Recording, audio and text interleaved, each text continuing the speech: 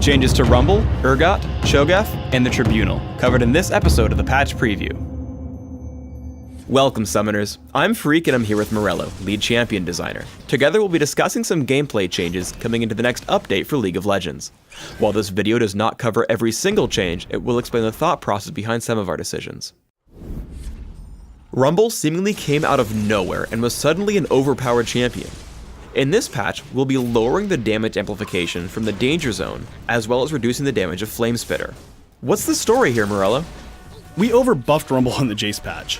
No one really saw that change because we didn't do balance changes with that patch.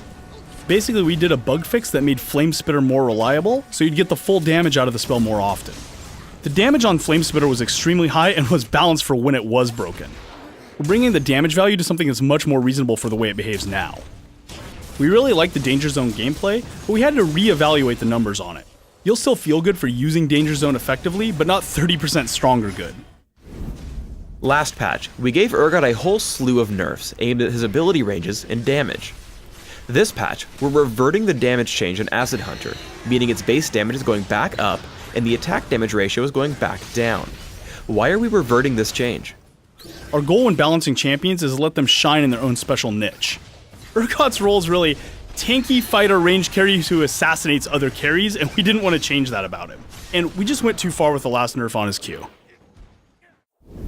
Cho'Gath is one of our oldest champions and he needed a tune-up, so we're making 3 upgrades. We're quickening his cast times, fixing an issue where Rupture's delay before hitting was random, and making his Vorpal spikes scale in size as Cho'Gath himself grows. What do these changes mean for Cho'Gath? Sometimes we want to give abilities longer cast times, such as like Karthus' Requiem, but Cho'Gath just isn't one of those champions. We found that his cast times were really long and kind of clunky, so we're bringing him down to a half second. This change is going to make Cho'Gath feel a lot better when he chains his abilities together. For Rupture, it was basically hitting somewhere in between 1/2 and 3/4 seconds randomly. We fixed that bug, and now Rupture's timing is consistent right in the middle of those two values. Now Cho'Gath players can actually plan for the delay of the ability, just like other skill shots in our game. The Vorpal spikes change really is more for fun. They do get bigger and hit more targets as he grows, and not with just Feast, but skills like Lulu's ultimate or the summoner spell Surge. This is going to make him a little bit stronger, but mostly it's going to make him feel a lot better. The Tribunal is about building a more sportsmanlike community. If you find hostile players in your game, remember to report them after the match. When a player receives enough reports, the Tribunal builds a case against him or her for community review. If you're level 20 or higher, head to the Tribunal to vote on cases and help shape the community for the better. We're experimenting with new ways to reform players more effectively. We'll be distributing reform cards to players who receive punishment in the Tribunal.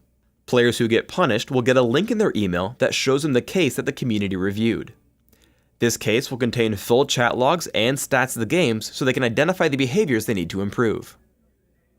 Thanks for tuning in to the League of Legends Patch Preview. Please subscribe to the Riot Games YouTube channel above and leave us your comments just below the video.